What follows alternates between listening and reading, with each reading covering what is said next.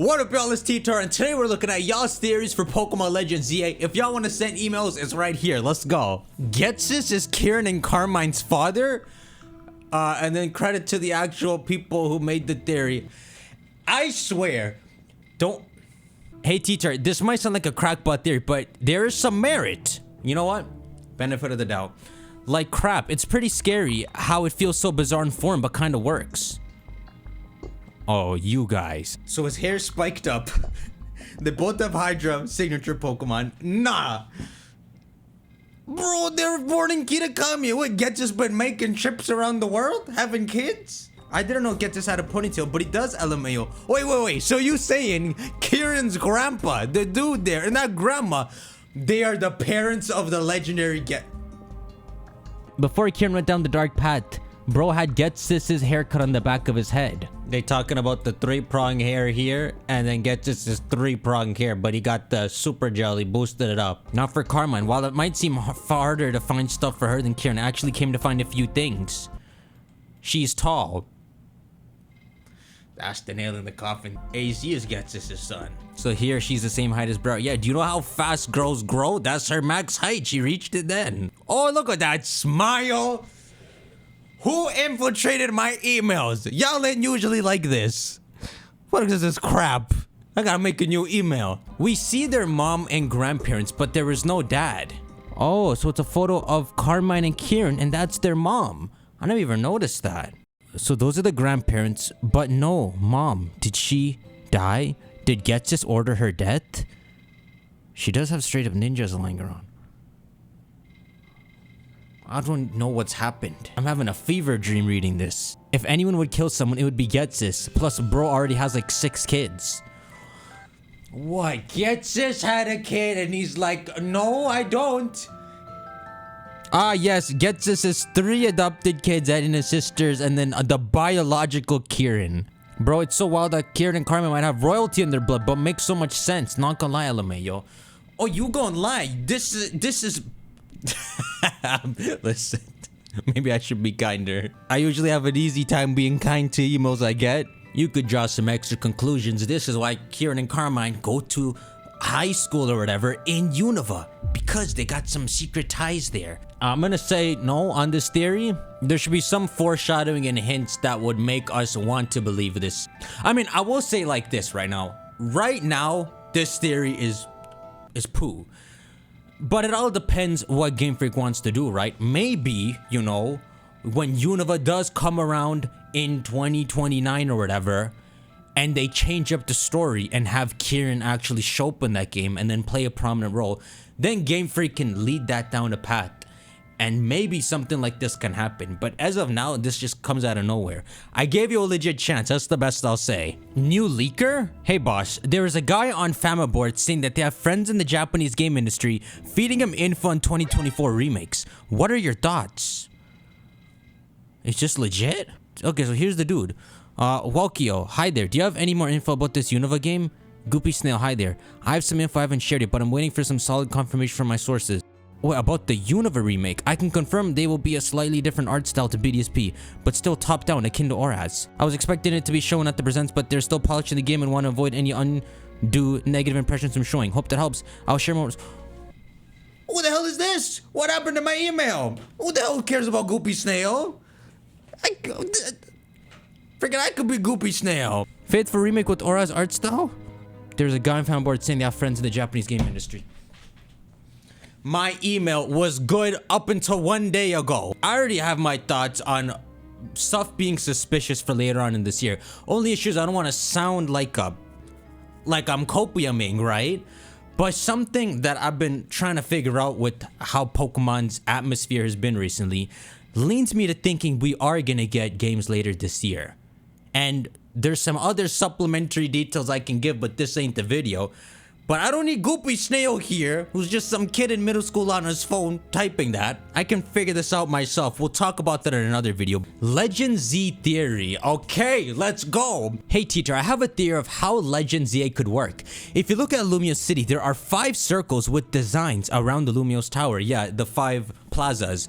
Maybe Lumiose is small at first, and what we see in the trailer is the final design. Yeah, I was trying to build this picture where you're taking back Lumiose from the wild Pokemon. So everyone's like stuffed where Jean Plaza is, and you're slowly expanding, getting all the territory back.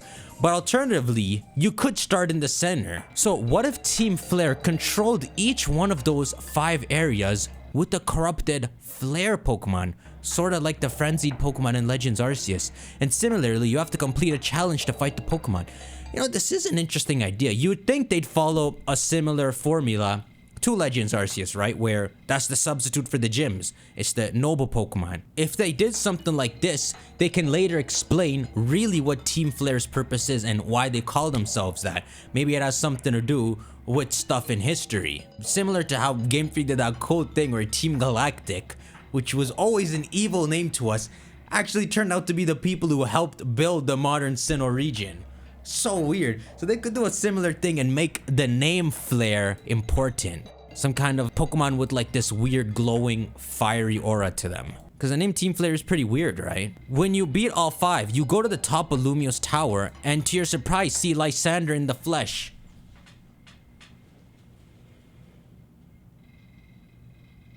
Ah yes, AZ's traveling the world.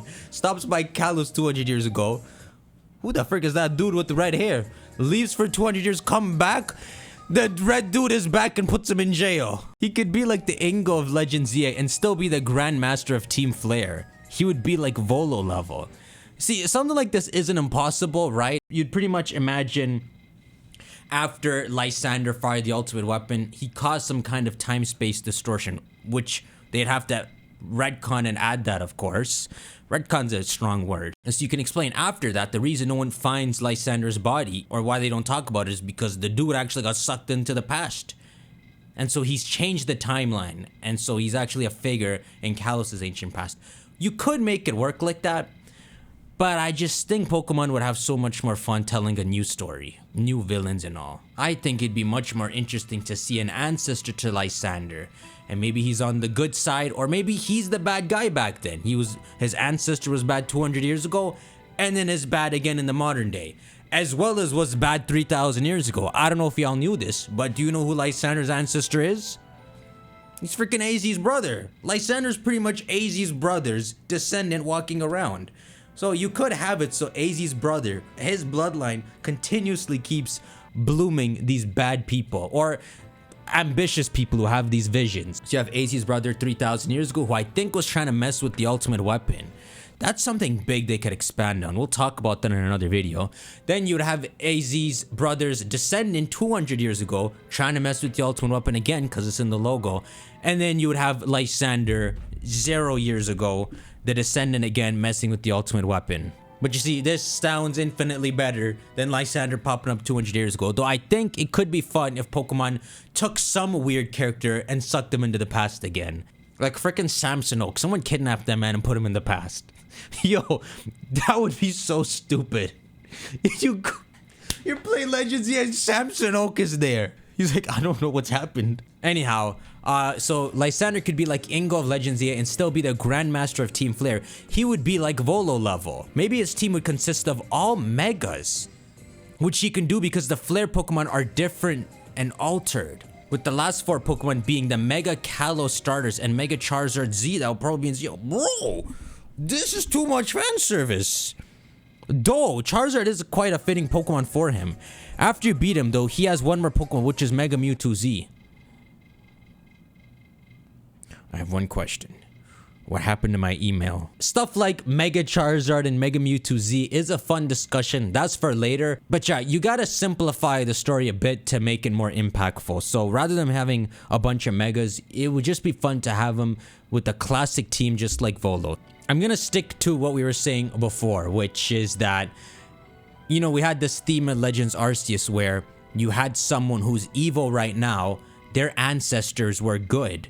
Slash the opposite. So, you know, Team Galactic, evil now, they were actually good about 150, 200 years ago. Candace, good now, was kind of evil back then. As well as stuff like Mars right now, evil, Erzu back in the day, good. So now you can flip roles like this. It'd be cool if now that they've already showcased the concept that you're not born bad or good, and your descendants can change, that they make a lineage that doesn't change. Not that they can't change, but they always fall into the same footstep and hole of ambitiously trying to do something with them at the center of the world. AZ's brother, some Lysandre descendant 200 years ago, then Lysandre. And it would be cool. Man, this would be so cool. So it'd be something like... Okay, we're gonna make a full video on this.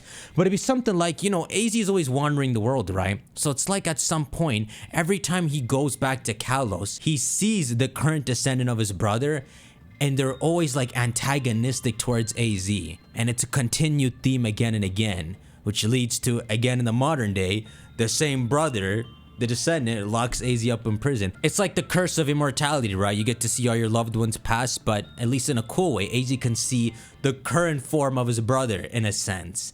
But just like how it seems like him and his brother fought a long time ago, every time they do run into each other, there's always something that happens that causes them to be on opposite sides again. And then you can also look at AZ's face, like that screenshot where it shows him just thinking to himself how much he's seen in his lifetime and how like lifeless he is as he walks around with immortality. How deep, Pokemon? Something like he's already seen everything and he's almost desensitized to always running into trouble with his brother's descendant. Anyhow, I like that idea. We've come up with some fun ideas this video. If y'all want to send me an email, it's this here. But don't you be sending freaking poo to the email. Let me know if y'all think that idea is cool. And obviously, I got a lot more to share, so I'll see you on the next one. Take care.